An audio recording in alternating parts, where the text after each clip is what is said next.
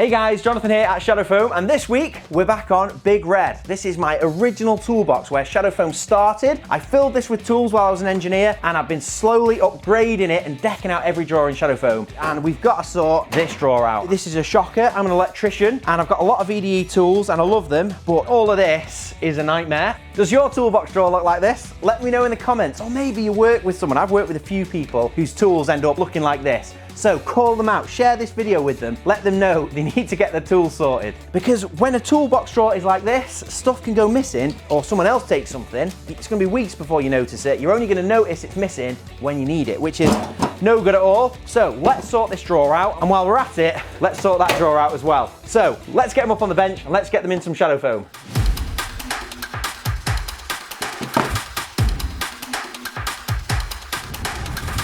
So let me get you up to speed if you don't know what these tools are. I'm pretty sure a lot of you will look at these and you'll immediately recognize the red and yellow of VDE Tools, or 1000 volt insulated tools. So a lot of these are Knipex branded, which are really good German quality tools. I've been collecting these over the years. If I can get a good quality tool, I always do, because it lasts you a lifetime. It's something to pass on. We've also got Weir, which is also great. They're a little bit cheaper than Knipex, I find, but they are really great quality. Look at that. This is the perfect example. I've lost stuff. There we go. So this is like a classic set. Snips, bull nose pliers and long nose pliers, Weir. And then these are Teng. So not a super common brand that you'd see with electricians, really. My local fastener and fixing shop had a load of Teng stuff, and these caught my eye. I really like the look of them about 10 years ago. And they've been my trusted electrical screwdrivers ever since. I have had a few go missing, so I picked up this little set here. This is like one of their modular trays, and I'm sure we could look at their whole modular system actually, because Teng have some really cool modules that kind of clip together, and I think it'd be quite cool to compare that to Shadow Foam. But as most kind of tool setups go, some tools come in trays and you end up using those and you kind of clutter up the drawer a little bit. You look at that bit of the drawer and it's all perfectly lined up, and then everything else is everywhere. So that's that drawer. We've got a few other bits and bobs in here. This is some RS cable strippers. We've got, this is an electrical knife, also by Knipex. This is by Facom, and this is like connector pliers. So for plastic connectors, you can use these, and rather than using a metal pair and damaging it, you can have these have got like plastic jaws. So they're quite handy. And then over here, we've got mechanical screwdrivers, and we've got sharps drawer. So big tip really, if you just have electrical screwdrivers and nothing else, you tend to use them for everything and they get knackered. And basically you end up using them for prying and all kinds of mechanical jobs, and you damage all of this kind of protection here. And the problem is that if you damage it with a knife, scratch some of this off, it's not nearly as reliable. So you kind of want to save these for best. So it's always good to have a set of mechanical screwdrivers you're not as precious over. So these are Stanley. They sell them everywhere. I think they're called Stanley Fat Max range, and they're just really good quality. Stanley Black & Decker own everybody. They own Facom, Mac Tools, Brittle. They own loads of different brands, and these are all very similar quality to, I think, the exact same handle profile to the Brittle model, and I really like them. And one thing I like about them in particular is they're color coded, so they're really easy to pick out which one you need. If you need a flathead, they're all red. If you need a Phillips, it's yellow, and if you need a posi drive, it's blue, and then the green is Torx. They also have a bit driver, which is grey. I'm all about colour coding. Shadow Foam comes in loads of colours, so having all the tools colour coded is fab. So these are aviation snips, and they can cut sheet steel, and they come in a set of 3. I don't know if they work for left-handed people. I'm right-handed, so I don't know about the left-handed, right-handed thing, but they're for cutting left or cutting right. That's those. This is a bit of a standout item for me. This is a Stanley pair of heavy-duty cutters. Now, I picked these up probably 15 years ago when I was working in a factory in Runcorn, and they had loads of steam pipe work, and they were forever having steam leaks. And they were all different sizes. It was an old factory on a budget, so we had loads of gasket material, and we'd have to cut gaskets down, and these were perfect for cutting gasket material. I don't know if they still sell them. Stanley 14-556. Great pair. Have you got a pair? Let's compare tools. Let me know in the comments, have you got a pair of these? How do you rate them? Also, if there's anything you think that you could recommend to add to this tool set, I'm always up for tool recommendations, so let me know in the comments. These are Weir long screwdrivers. I got these as a pair, and I've had them for a while. This one's fantastic. This one's a bit wide and useless, so I did end up getting a Stanley long posi drive screwdriver. So they're the long ones. I've got stubbies in here. We've got a knife. We've got a little small screwdriver bit set which can go in here. That's a new addition. So that's all the tools reviewed. Hopefully you're up to speed now. All we need now is some Shadow Foam to get these things organised. So I'll measure the drawer, 62.5 centimetres by 53. So I can go on the Shadow Foam website, custom size page, order rectangles that exact size. Let's get a layout done.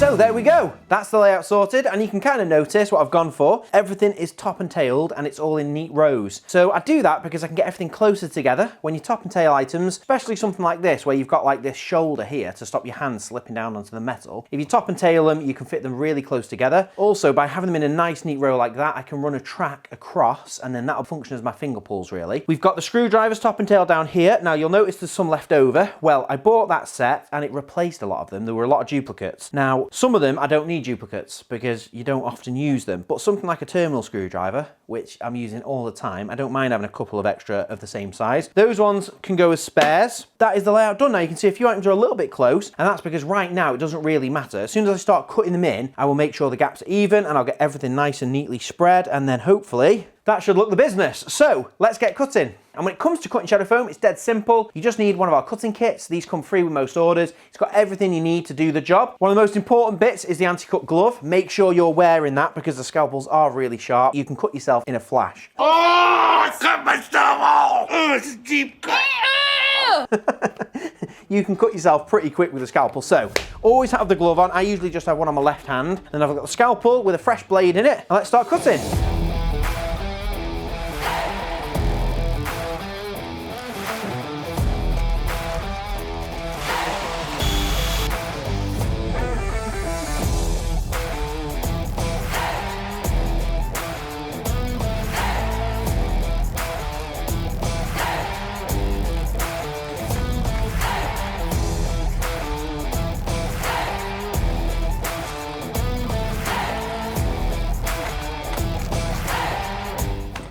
Wait a second, I've forgotten one of my own top tips here.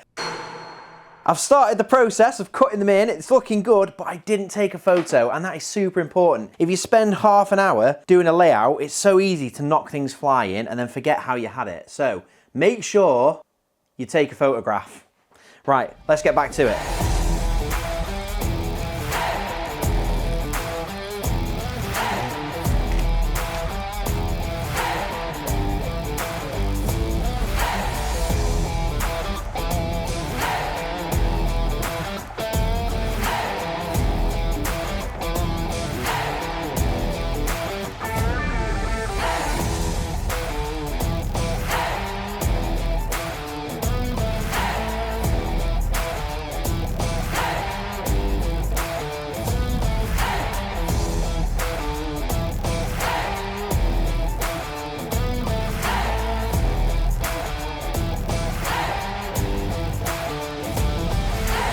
Right, so that's all the cutting sorted. Happy with that. Obviously I've changed the layout, you might have noticed. I did take a photo and probably wasn't much help because I changed it all.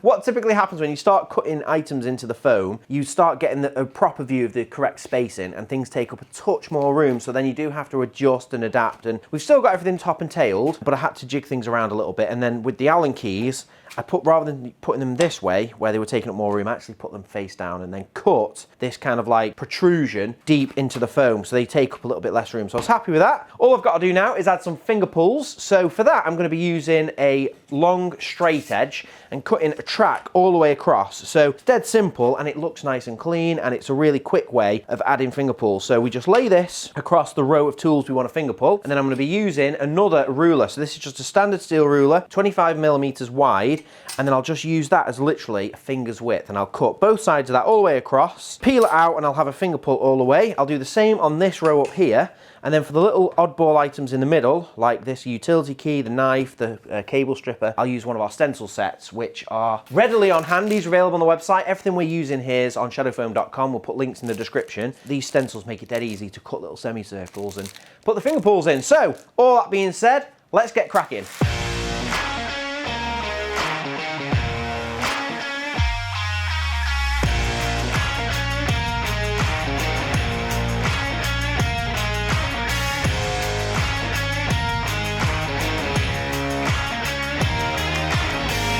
Right, so there we go.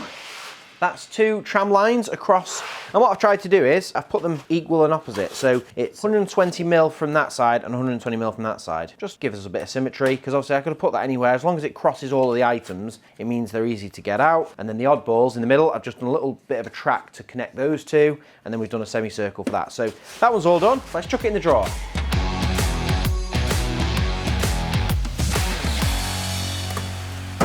Right, on to the next drawer. Right, so this is the mechanical screwdriver and sharps drawer, and as with every good toolbox, this one included, it's an evolving beast. It's changing. I'm always adding tools to it and changing them, and that is the beauty of shadow foam, really. You can change drawers out quite quickly and simply. But some of the tools that I'm going to be adding to this drawer are these three. Now, I've seen these before. I've seen these in an aviation toolbox. They're like little right angle screwdrivers, and I got the three sizes. They're only cheap. I remember seeing them in an aviation box, and I thought they're quite handy because they've got, rather than like a stubby screwdriver, which we do have, you've got to get your hand on the top. These are super slender, and you can get to really tricky ones, and they're only cheap, so definitely add those to this screwdriver drawer. And then this is a real favorite. This is a beautiful little tool. This is by Inbus. Picked this up in Germany. It's got a button on the top. You press that, and we've got all other screwdriver bits in the handle, but in just a really nice way. They remind me of the Weir tools. Weir have got some really clever tools like that, which I did pick up as well. But the best thing is, no teeth or no tufts. It's literally like, it's a ratchet screwdriver, but it's absolutely silent, doesn't have any teeth. It's obviously just running on friction, and you can change it so it goes both ways or it's fixed. Lovely little tool. And yeah, we're gonna add that to this drawer. So that's all of the tools. I'm pretty sure that's a full drawer now. So all we need to do is do a layout. So let's get on with it.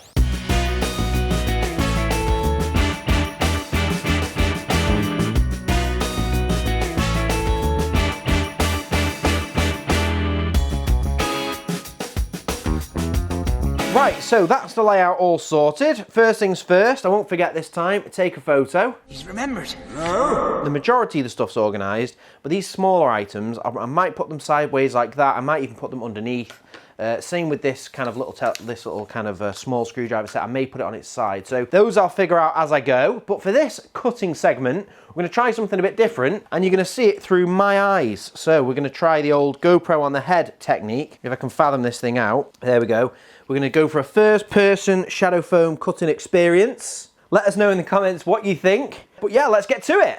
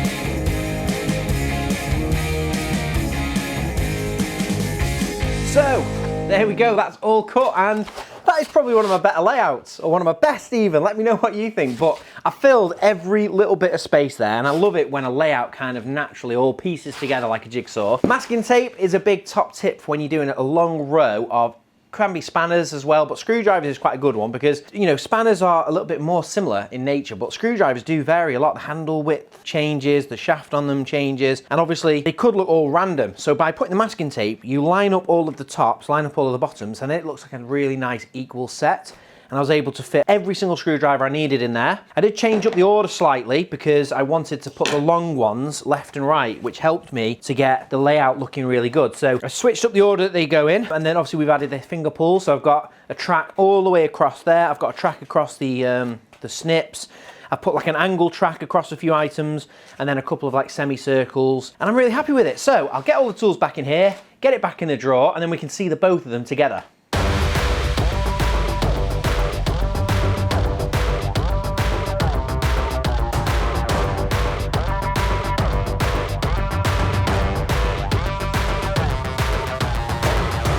And there we go, both drawers done. And that is a vast improvement on what we had. If anything is taken from this drawer now, you can clearly see it's missing. Obviously you've got orange showing through there. We've got blue showing through over there. And I love it. Let me know what you think, and make sure you tag someone with a messy toolbox because they need to see this and know that a standard's been set. And this is really simple to do. So these drawers would take half a medium sheet. So a medium sheet, this is 50mm foam. You're talking about $29.99 for a sheet. So you're looking at 15 quid. and you can get a drawer as tidy and as organised as that. And they took me just over an hour each. So obviously I'm doing it all the time, so I'm gonna be a bit quicker, but even if you spent 2-3 hours doing this, surely the time you're gonna save not having to search for tools, knowing at the end of the day that every tool's back in your toolbox, ready for the next day, has got to be worth it, right? Make sure you subscribe to the channel, click the bell icon because you're not going to want to miss us finishing this off. Let me know any tool recommendations, anything you think I should add to this tool set, and yeah, we'll see you in the next one.